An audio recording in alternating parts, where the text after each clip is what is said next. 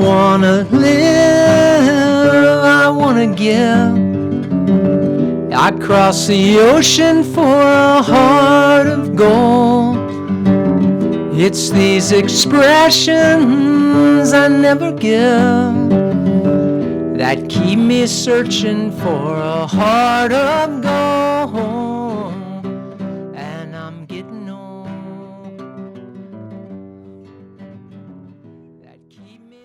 I would say it seems like you don't want to be here, and I probably wouldn't want to be here if I was in your shoes as well.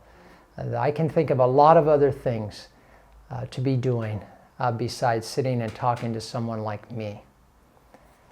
So for starters, I want you to know that I know I can't make you cooperate. I don't want people doing that to me. I don't like it when people try to force me into doing something that I'm not committed to doing. So I can make a promise to you that I won't try and coerce you or force you into cooperating, because even if I did, it wouldn't work anyway. So I won't do that. What I'm wondering is what would need to happen here for you to view this meeting as successful, and what would convince you that these meetings that we would have, if in fact we have a meeting, would be successful. What are your best hopes for the outcome or the result of these meetings?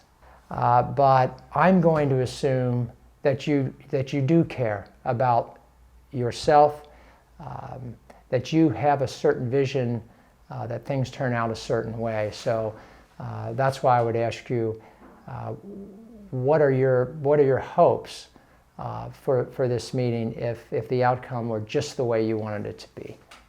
Other questions I might ask would be, what do you think would convince your parents and teachers that you no longer need to come to these meetings? Why do they think you need to come to these meetings? Now again, I would not try to imply that their reasons are correct, because the young person may think they're very incorrect. They may not feel they have a problem at all. They may think the problem belongs to these folks that are control freaks or just don't get them. And so I would want to find out what their take is on the situation, and most importantly, what would need to happen in their mind to convince other people that they did not need to come here. So our stated goal becomes, what's it going to take for you to get out of having to come and see me?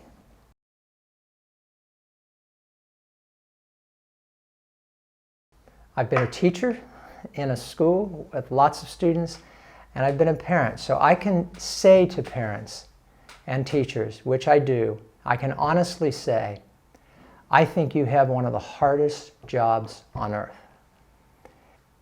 I know you've been through a lot in this situation, and it's been a big challenge for you. And before I even begin to ask about the particulars of the situation, I'm curious how you managed to find the courage to continue working on this as you have, despite all the challenges you've been through that may have knocked other people down. But here you are working on this. Where do you find that kind of courage and commitment to continue in this situation? So I like to start by acknowledging that. And again, it's an acknowledgement that I can genuinely make, because it's not easy doing those jobs.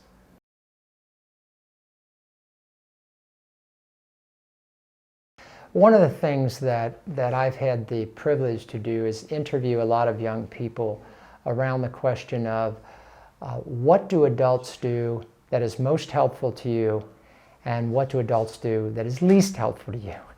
And among the least helpful kinds of responses are things like, they tell me what to do before they even listen to me. They assume they know what's best for me without talking to me. They talk down to me. They assume I'm a kid and I don't have a mind of my own and I can't make decisions or think for myself. Now, among the desirable kinds of things adults do that are helpful to young people seem to be at the top of the list is they listen and respect. So those two core components for me, especially the respect, underlie everything that I do. I think kids want the same thing that adults want. That's the simple acknowledgement that I have an opinion, I have a voice, I appreciate being heard. I know I won't always be right, but at least give me the chance to listen to me and give me a chance of describing or explaining to you my point of view in regard to this situation.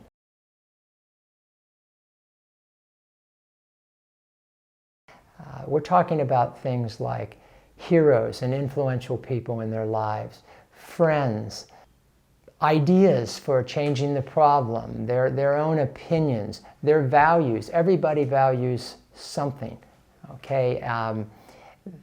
Again, what gives them kind of excitement, what they get excited about in life, hobbies, talents, trying to tie all of those kinds of things into some kind of solution building, some kind of action plan or treatment plan that incorporates these natural elements in their lives into the treatment process, where you can bring a respected friend in to the conversation. You can bring their favorite grandparent in and say, what do you think about this? And you know what? The reality is that child or that teenager already has great respect for this person. So what we're doing is we're using or utilizing naturally occurring sources and events and factors in this young person's life. These sources are already there. They were there before we got there. They're going to be there after we leave. And it just makes sense to me to try and identify and tap into those sources and bring them in to the therapeutic conversation to the extent that we can.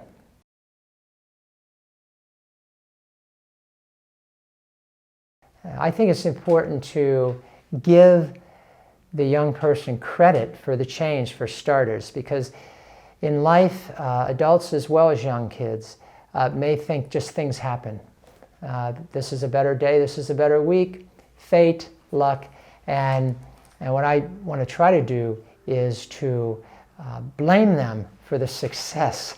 You know, we're quick to blame people for problems, so why not blame them for this positive outcome? And do that by questions like, how did you make that happen? And what would it take for you to continue that?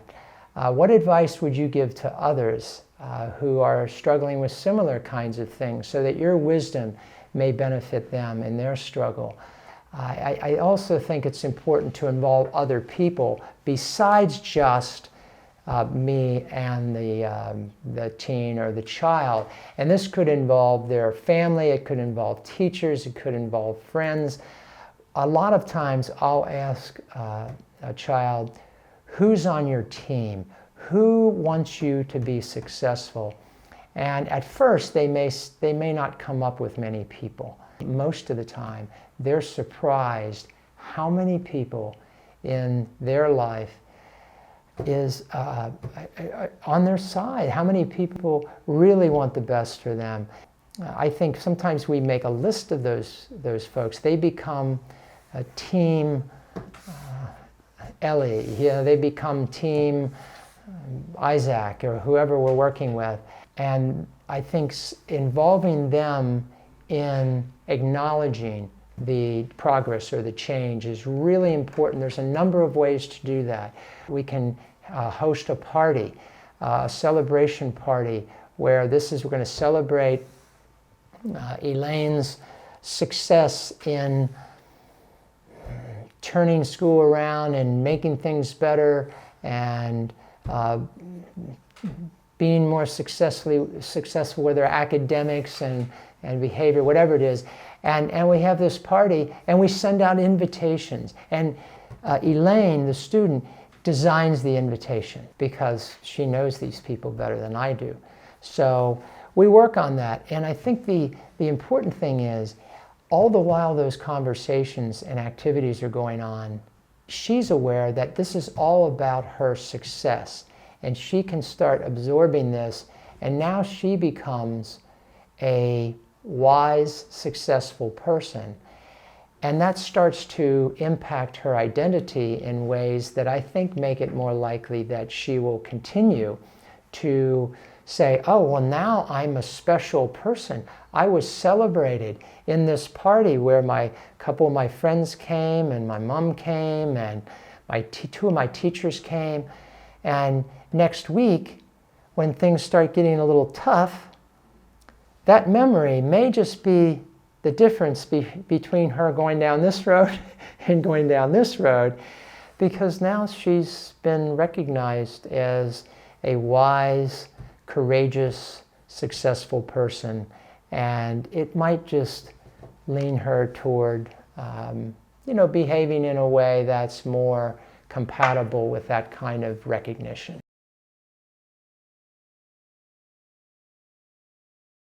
I have a helper club that I use for younger kids, and I call it the Consultant Club for teenagers. And the idea is that who better to be advising other young people than a young person who's just made these changes. And so the contract for that club basically says, are you willing to advise me in the future when I might encounter a young person who's struggling with some of the same issues you were? Can I call you for advice on how to help this person? And I recognize that with a certificate, and I truly mean this. This is not just a gimmick.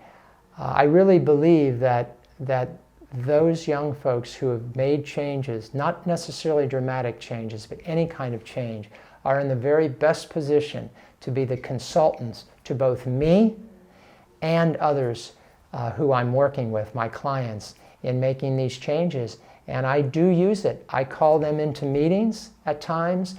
I ask them by phone or email, and they are very cooperative. I've never had anyone, I've been doing this for roughly 25 years, this helper club and consultant club. And I've dealt with the toughest folks that some people are scared to be in a room with, and all the way down to little kindergartners. And I've never had one person refuse the offer to be in that club and be the advisor to me and other people who are struggling. And so I think that's another way to both recognize their change, but give them a role in going beyond being recognized and truly contribute to another young person's success. And I think we all want to do that. And so that's been a very effective way, both for them to be recognized and continue the change. And it's been effective for me because I get free ideas and I don't even need to pay for them.